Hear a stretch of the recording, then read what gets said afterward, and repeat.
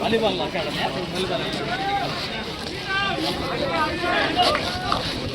నమస్తే.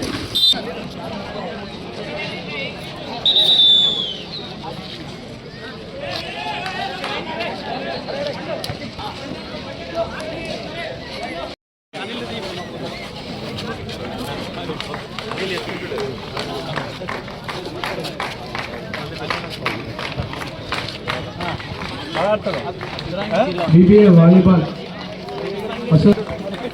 జత క్రీడాకారులు అనుకుంటున్నారు. క్లాస్ రూపంగా అన్నారు.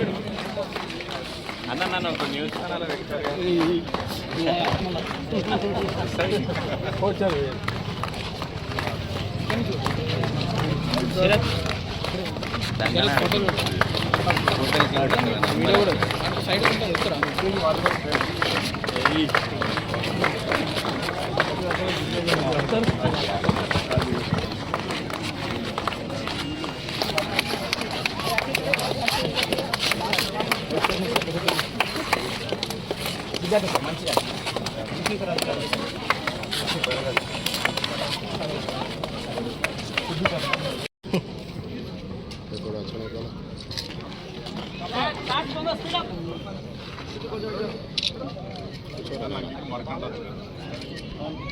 అన్నా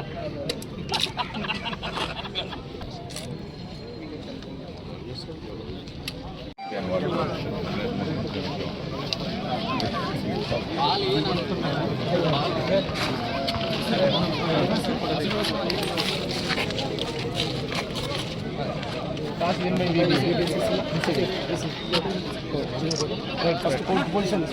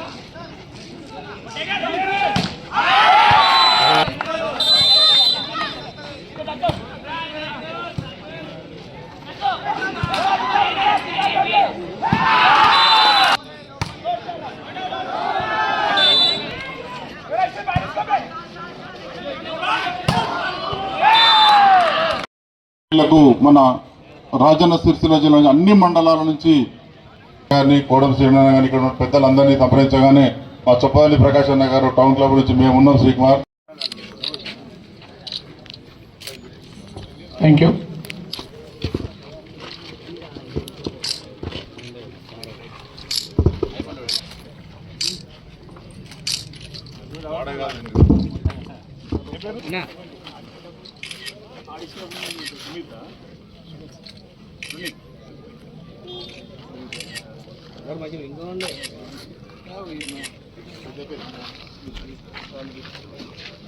ప్రధానంగా గ్రామీణ స్థాయి క్రీడలు అనగానే వాలీబాల్, కబడ్డీ, ఖోఖో లాంటి ఆటల పోటీలు మనకు బాగా గుర్తుకు రావడం, ఆ వాటిలో చాలామంది గ్రామీణ ప్రాంతాల నుండి క్రీడాకారులు ఈ ఆటల పట్ల మక్కువ చూపి ఈ ఆటలలో ప్రావీణ్యం సాధించి మన జిల్లాలో రాజన్న సిరిసిల్ల జిల్లాలో ఇంతకుముందు ఉమ్మడి కరీంనగర్ జిల్లాకు సంబంధించి కబడ్డీ అదేవిధంగా వాలీబాల్ ఆటలు ఎక్కడ జరిగినా మొదటి ద్వితీయ ప్రైజ్ రెండు కూడా మన ప్రాంతానికే ఎక్కువగా వచ్చే విధంగా క్రీడాకారులు ఉన్నటువంటిది. మరి రాష్ట్ర స్థాయిలో జాతీయ స్థాయిలో కూడా ఈ ప్రాంతం నుంచి ఎక్కువగా ఆటల్లో ప్రావీణ్యం సాధించిన వారి సంఖ్య, క్రీడా కోటలు కూడా ఉద్యోగులు ఇంతకుముందు చెప్పినట్టుగా మన ప్రాంతంలోనే క్రీడా అభిమానంతో ముందుకు వచ్చిన వారికి వచ్చినటువంటి సందర్భం కూడా మనం చూసినాం. నేను 86లో నా చదువు అయిపోయి నేను మా గ్రామం రుద్రంగి వచ్చినప్పుడు వాలీబాల్ పోటీలు ఎక్కువగా అక్కడ ఆడేటివి. రుద్రంగిలో వాలీబాల్ జిల్లాలు ఉమ్మడి జిల్లాలో ఎక్కడ ఆడినా మొదటి ప్రైజ్ రెండో ప్రైజ్, కబడ్డీలో అదే నూకల మర్రి, మూడపల్లి, సౌండ్లు ఇలాంటి వాళ్ళు మొదటి ప్రైజ్ సెకండ్ ప్రైజ్ తెచ్చుకునేవాళ్ళు మా ప్రాంతంలో. అప్పుడు ఈ లైన్లో ఉన్న ముగ్గును పోసేవాడిని. అప్పుడు స్టూడెంట్గా ఉన్న సందర్భంలో ముగ్గు కబడ్డీ ఆడేటప్పుడు చెదిరిపోయిందంటే వెంటనే ఆ విధంగా క్రీడలతో ఒక భాగమై గ్రామంలో అభివృద్ధితో పాటు క్రీడలను ఆ రోజు క్రీడల పోటీలు గ్రామీణ ప్రాంతంలో పెడుతున్నామంటే అనేక కమిటీలు వేసేవాళ్ళం. వచ్చేటువంటి వారికి వసతికి ఒక కమిటీ, ఫుడ్కు ఒక కమిటీ, రిసెప్షన్ కమిటీ, ఈ విధంగా అంటే క్రీడలు అనేటివి ఆ విధంగా ఇప్పుడు కూడా అదేవిధంగా పెద్దల సహకారంతో ఇప్పుడు ఇక్కడ మీరు మా టౌన్ క్లబ్ సంబంధించి సహకారం తీసుకుని చెప్పిన జిల్లా అధ్యక్షుడు చెప్తున్న సందర్భం అంటే ఏ ఆటల పోటీ జరిగినా, ఏ గ్రామంలో జరిగినా, పట్టణంలో జరిగినా అక్కడ ఉన్నటువంటి పెద్దల సహకారం తీసుకొని మన ఆటలను అంతరించిపోకుండా క్రీడాభిమానులు చేసేటువంటి సందర్భం ఖోఖోలో కనిపిస్తున్న సందర్భంలో ఇటీవల కబడ్డీకి సంబంధించిన వాళ్ళు వచ్చినప్పుడు కూడా రాష్ట్ర స్థాయిని ఇక్కడ ఏర్పాటు చేసుకుందని చెప్పిన వారికి చెప్పడం జరిగింది.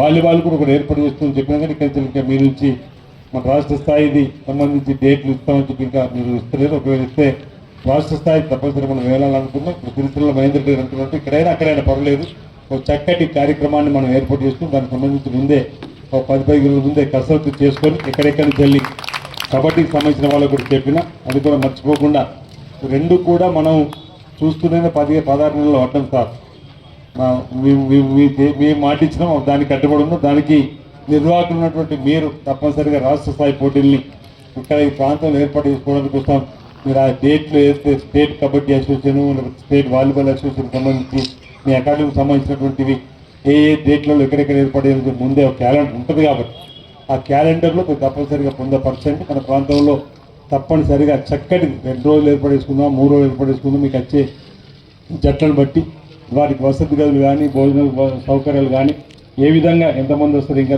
తప్పనిసరిగా ఆ కూర్పును చేసుకొని మన ప్రాంతంలో రాష్ట్ర స్థాయి మంత్రులు కూడా మనం ఆహ్వానించుకొని పెద్ద వాతావరణంలో క్రీడకు సంబంధించిన పండుగలు చేసుకోవడానికి కోసం మరి మీరు ముందుకు రావాలంటే దానికి నా వంతు సహకారం ఉంటుందని ఇంతకుముందు చెప్పినా ఇప్పుడు కూడా చెప్పేటువంటి పరిస్థితిని.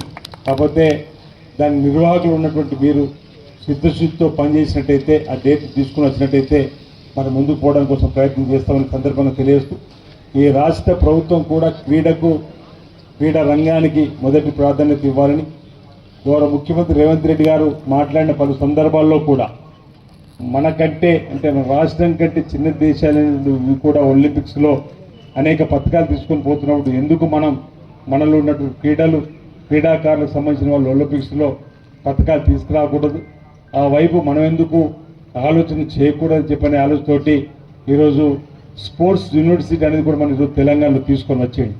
ఓవైపు స్కిల్ యూనివర్సిటీ అనేటువంటిది, ఓవైపు యంగ్ స్కూల్స్ అనేటువంటి ఆలోచన అంటే పేదలు ఎక్కువగా ఉన్నటువంటి వారికి అండదండలు అందివ్వడానికి కోసం మరి కార్యక్రమాలు ముందుకు తీసుకొని యంగ్ ఇండియా స్కూల్ అనేటువంటిది కూడా 200 కోట్లతో 56 ఇంచుమించు నియోజకవర్గాల్లో ఒక్కొక్కటి 200 కోట్లతో 11,000 కోట్ల పైచిలకు నిధుల్ని మంజూరు చేపించి ఎస్సీ, ఎస్టీ, బీసీ మైనార్టీలన్నీ కూడా ఒకే దగ్గర ఉన్న అక్కడ కూడా క్రీడా ప్రాంగణాలు ఏర్పడేయాలని అక్కడ అనేక రకాలుగా విద్యార్థులకు అందుబాటులో ఉండే విధంగా తీసుకొచ్చేటువంటి కార్యక్రమంలో భాగంగా అంతేకాకుండా సీఎం కప్ను కూడా 31 జిల్లాలకు క్రీడా జ్యోతిని తెప్పించేటువంటి సందర్భం అంటే క్రీడలు క్రీడాకారులకు ఇక్కడ రామదాస్ గారు అనుకుంటా రిసీవ్ చేసుకున్నప్పుడు జిల్లా కలెక్టర్ గారు, ఎస్పీ గారు, మీ అందరూ కూడా రాజన్న సిరిసిల్ల జిల్లా కేంద్రంలో కూడా వేదిక మీద పెద్దలందరూ కూడా రిసీవ్ చేసుకొని అంటే క్రీడలకు ప్రోత్సాహం ఇవ్వాలని చెప్పిన ఆలోచనతోటి సీఎం కప్పుడు పేరిట కూడా తీసుకున్న సందర్భం.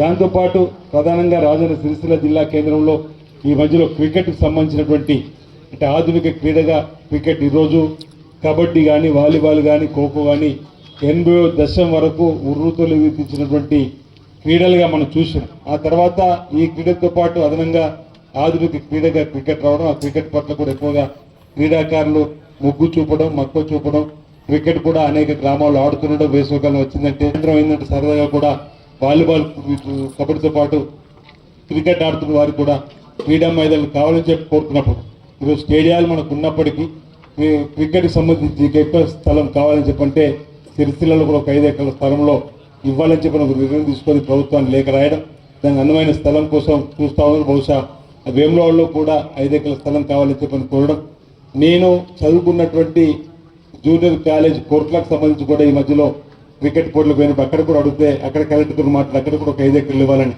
అంటే సిరిసిల్ల, వేములవాడ, అదే కొట్లవాడ కూడా అక్కడ నరసింహరావు గారు ఆనాటి ఆ సభకు అధ్యక్షత వహించిన క్రమంలో అక్కడ కలెక్టర్ గారితో ఇక్కడ కలెక్టర్తో ఈ ప్రాంతంలో మాట్లాడడం.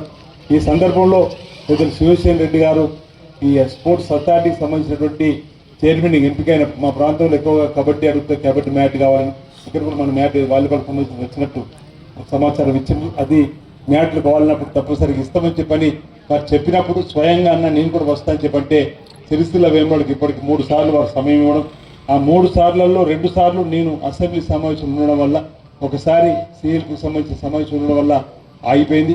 ఈ క్రీడలను మరింత ముందుకు తీసుకుపోవచ్చు దాత వదులుతున్నటువంటి వారికి కూడా నా వైపు నుంచి అభినందనలు, ధన్యవాదాలు తెలియజేస్తూ ఈరోజు గెలుపొందినటువంటి ఇప్పుడే న్యాయపత్రాన్ని మాట్లాడినప్పుడు చెప్పడం జరిగింది. కూర్చున్నప్పుడు అనుకూలంగా కూడా పొద్దుస్తమానం ప్రజా జీవితంలో గట్టినటువంటి వాళ్ళు కానీ, బీజీ సీట్ ఉన్నటువంటి వాళ్ళు కానీ ఇలాంటి సమయంలో మీకు మనటువంటి మీకు ½ అవర్ మైండ్ ఫ్రెష్ అప్ అయిందంటే ఏ క్రీడలోకి వచ్చినాక అందులో లీనమైపోతాం. ఇక్కడ రాజశేఖర్ ఉన్నాడు, అటు క్రీడా కొడుకు లీనమైపోయింది. ఆ డాడీ ఈ క్రీడా రంగంలో క్రీడలోకి వచ్చిన తర్వాత గ్రౌండ్లో దూకిన తర్వాత మనం హోదాలు మర్చిపోతాం, మన బాంధవ్యాలు అన్నీ కూడా అంటే హోదా అనేది మర్చిపోయి క్రీడాకారుడిగా ఆ జీవితంలో ఆ పాత్రలు విలీనం అయిపోతాం అనే దానికి నిదర్శనంగా ఈరోజు ఇక్కడ జరిగినది కూడా చూడడం జరిగిందన్నమాట సందర్భం చెప్తూ, గతంలో కూడా నేను చేసిన లైన్కు ముగ్గు వేసేవాడిని. అంటే క్రీడ అంటే అభిమానం ఉంది, క్రీడా స్ఫూర్తితో ముందుకు పోయే క్రమంలో క్రీడా రంగంలో ఉన్నటువంటి వారు విద్యార్థి దశలో క్రీడలలో ముందుకు పోతున్నటువంటి లేదా క్రీడల పట్ల ఆసక్తి ఉండి క్రీడలంటే కాస్త ఆలోచన ఉండి క్రీడలలో పాల్గొన్న వాళ్ళందరూ కూడా భవిష్యత్తులో వారికి మనోధైర్యాన్ని పెంపొందించేటువంటిది కూడా క్రీడలు. ఎందుకంటే ఎన్నో ఆటుపోట్లను ఎదుర్కొనేటువంటి సందర్భం చిన్నప్పుడు క్రీడలలో చూస్తాం, పడతాం, లేస్తాం, దెబ్బలు లాగుతాయి. మనోధైర్యం అంటే ఓటమి అనేదో తెలుస్తుంది, గెలిపోయిందో తెలుస్తుంది. అంటే జీవితంలో భవిష్యత్తులో కూడా ఏదైనా సందర్భంలో ఓటమి వచ్చినా మళ్ళీ గెలవాలని చెప్పని నేర్పేది ఈరోజు క్రీడారంగం చిన్నప్పుడు విద్యార్థి దశలో. కాబట్టి క్రీడారంగంలో ఉన్నటువంటి వారికి భవిష్యత్తులో వారి దైనందిన జీవితంలో ఒకవేళ ఎక్కడైనా ఓటమి వచ్చినా తట్టుకునే శక్తి ఉంటుంది, ఆ మనోధైర్యాన్ని ఇచ్చేటువంటి క్రీడారంగానికి సంబంధించి. కాబట్టి మనం చిన్నప్పుడు మీరు అనేక స్కూళ్ళలో ఇప్పుడు కూడా కంపల్సరీ ఒక క్లాసును పెడుతున్న సందర్భం గమనిస్తున్నాం. సాయంత్రం కాగానే తప్పనిసరిగా ఆటల పోటీలకు కాస్త వెసులుబాటు ఇచ్చి ఇంటికి ఒకటి ముందు వారి ప్రావీణ్యాన్ని ఆ గ్రౌండ్లో చూపించుకుని వెళ్ళేటువంటి సందర్భాలు కూడా మనం చూసినాం. అలాంటి క్రీడను మనం తప్పనిసరిగా ప్రోత్సహిద్దాం. భవిష్యత్తులో కూడా ఈ తరం యువత కూడా క్రీడల పట్ల చిన్నప్పుడు కొంతమంది పిల్లలు ఒకటి ఆడితే అంటపడి దెబ్బలు లాగుతుంది, కానీ మోకాలు దెబ్బలు లాగాలి, మోచేతులు దెబ్బలు లాగాలి. అప్పుడంటే దెబ్బ అనేది కూడా తెలిస్తే దాన్ని మానుకోవడానికి చేసే ప్రయత్నం జీవితంలో కూడా ఉపయోగపడుతుంది అనేది నేను ఈ సందర్భం చెప్తూ, నాకు ఎక్కువగా మా పీటీ లక్ష్మణ్ సార్ వాలీబాల్ ఆడవాడు, నేను ఎందుకు ఖోఖో ఆడేవాడిని. ఖోఖో అంటే ఇప్పుడు నర్సరంటే రూట్ పరిగెత్తడానికి అవకాశం ఉంటుందని, ఎందుకంటే సైకలాజికల్గా ఒక్కొక్క ఉంటుంది అని వాలీబాల్ కూడా ఆడేవాళ్ళం. కానీ ఎక్కువగా క్రికెట్ మన ఖోఖో వైపు వెళ్ళినాం. అప్పుడు వేములవాడలో టోర్నమెంట్ వచ్చి ఆనందంగా అప్పుడు వెంకటేశ్వర స్వామి ఆలయానికి సంబంధించి అప్పుడే కొత్తగా వసతి గృహాలు అయినాయి. ఇప్పుడు అది వాడతలేదు, కానీ అక్కడ మాకు వసతి కల్పించడం, అక్కడనే భోజనాలు ఏర్పడేయడం, అదొక ఆనందం, అదొక లోకం ఆ సమయంలో.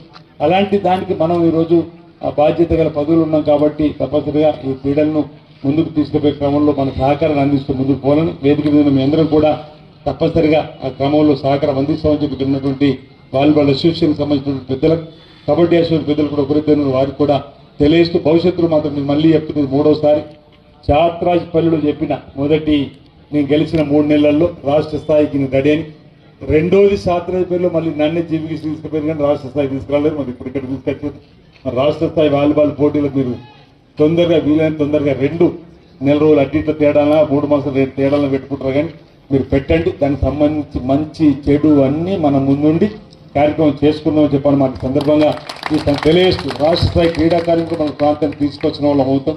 రాజన్న సిరిసిల్ల జిల్లాలో కూడా జరుగుతున్న అభివృద్ధిని చూపించిన వాళ్ళు అవుతాం. బహుశా మీరు ఆ కార్యక్రమం తీసుకున్న వాళ్ళు రాజన్న ఆలయ అభివృద్ధికి సంబంధించిన కార్యక్రమం కూడా మొదలైతే విస్తృతమైనటువంటి అని మన ప్రాంతంలో ఉన్నట్టు కూడా చూడడానికి మీ అవకాశాలు ఉంటాయి. కాబట్టి మీరు ఈ కార్యక్రమాన్ని తీసుకొని ముందుకు రావాలని, దానికి సంబంధించినటువంటి బడ్జెట్ యాక్షన్ ప్లాన్ కూడా తయారు చేసుకొని మనం ఏ విధంగా ముందుకు పోతే ఎవరెవరి ద్వారా క్రీడాకారులకు సంబంధించిన వారి సహకారం తీసుకుందామని, ప్రభుత్వ సహకారం ఏ విధంగా తీసుకుందాం, అధికార సహకారం ఏ విధంగా తీసుకుందాం, అన్ని వర్గాలకు సంబంధించినటువంటి సామాజిక దృక్పథంలో, సాంఘిక దృక్పథంలో ఎవరైతే ముందుకు వచ్చే వారందరూ కూడా ఇన్వాల్వ్మెంట్ చేసి ఒక ఈవెంట్ లాగా, ఒక పెద్ద పండగ లాగా అక్కడ మనం ఆ 2 రోజులు 3 రోజులు ఏర్పాటు చేసుకుంటే హోదాలు మర్చిపోయి తరతమ భేదాలు మర్చిపోయి అందరం కూడా పండగ వాతావరణంలో చక్కటి కార్యక్రమాన్ని ఏర్పాటు చేసుకునే విధంగా మనం విజయవంతం చేసుకుందాం.